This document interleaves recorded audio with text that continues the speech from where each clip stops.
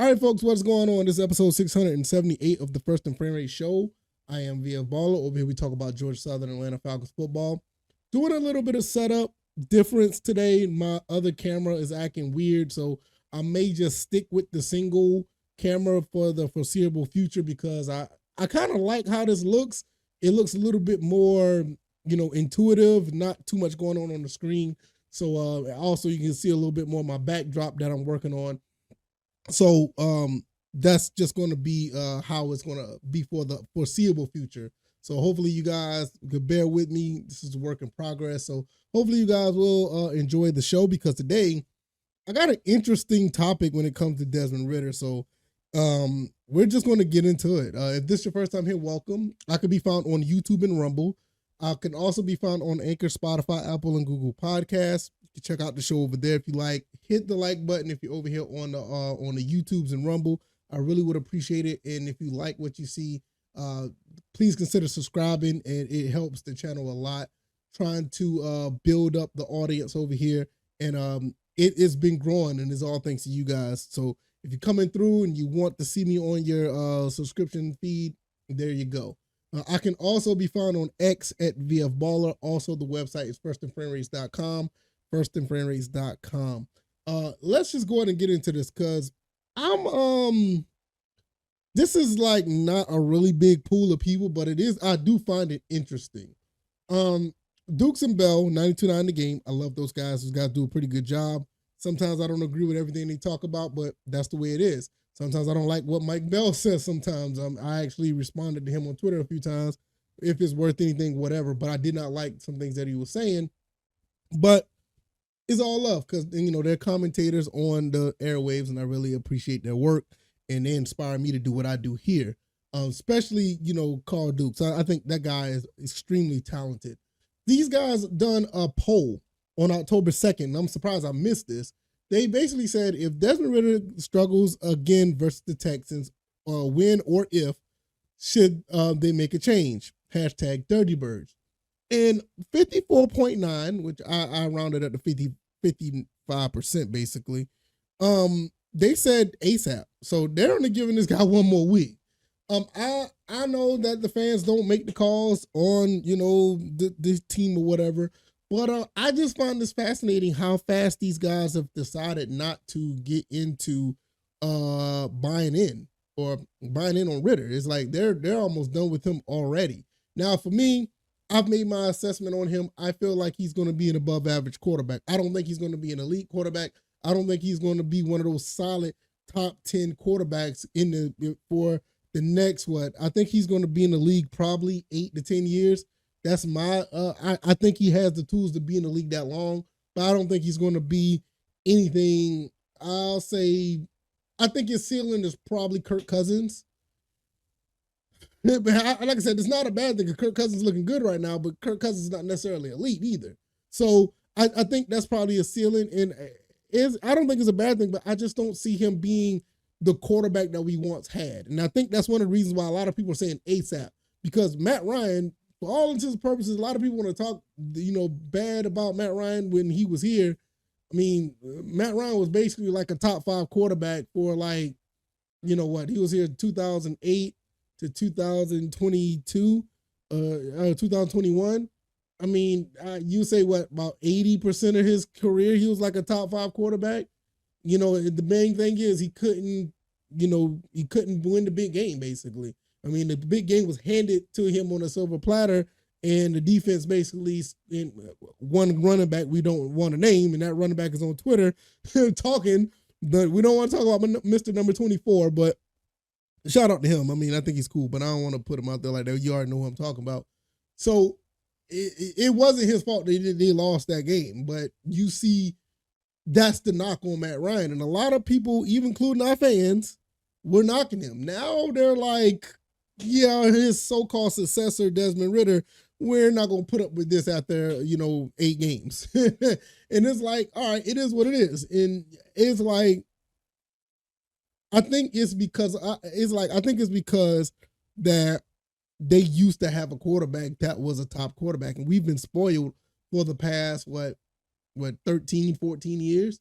I don't blame the fans for that. I mean, you expect a high level of consistency for all the time, and now you're not getting it, and you think this guy's going to continue to keep the ball rolling.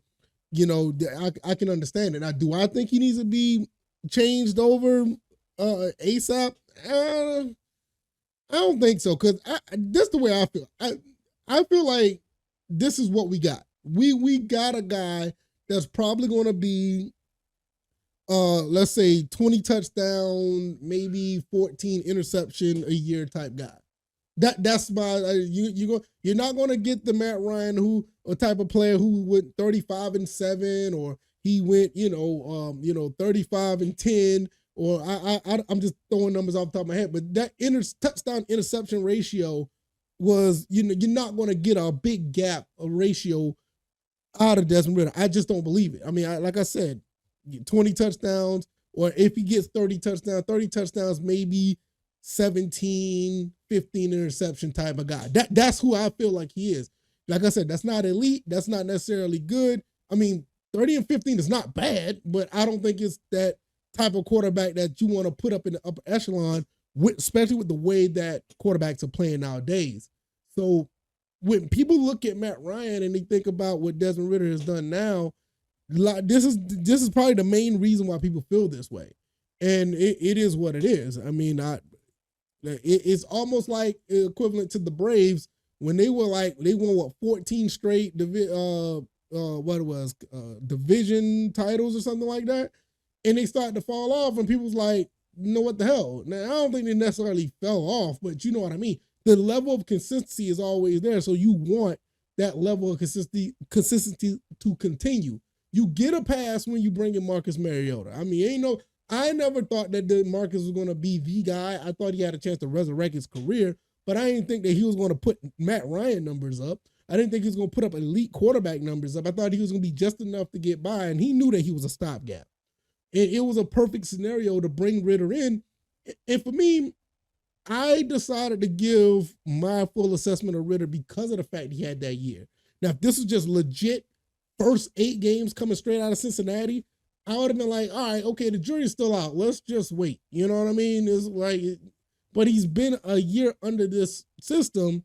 Then he played 4 games last season. I don't think he looked bad overall. I just think last game was, terrible, but I don't think he looked bad overall. But you had all this time in the system. And for me, I feel like, and I know a lot of people say this, so you may disagree, but this is the truth. 80, maybe 75% of the game of playing quarterback is mental. That's what I hear from everybody else, or the pundits and the heads of the people who play football, like 75 to 80, in some cases even higher. The game of the quarterback position is a mental game. So he had a full season. Well, I didn't say if he had 13 games, including the offseason, to actually learn the mental part of the game. So you learn the mental part, you learn the playbook, you learn all the. I feel personally you should know the playbook like a sponge, and I'm pretty sure he does. But the other stuff that comes along with it is just not equating, like, staring down receivers, throwing the ball in certain places. Some DBs are literally dropping interceptions in their hands, underthrowing players. I think that's a mechanic issue, or he just doesn't have the arm strength. It's just all these things going on with that. Now, I know I done been to this podcast episode more than half the episode, and I know what some people are already saying. Oh man, well, what about the other factors? The receivers can't get open, and the offensive line, and the running game's not there, and the coach Arthur Smith play calling. No, I get it. I'm not sitting here and saying that it's not relevant. I talked about that last episode on why they're going to continue to roll with him, but that is a real issue.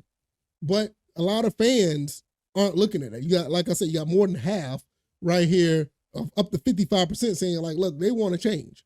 And if you don't turn it around, he's basically getting one more week to show and prove.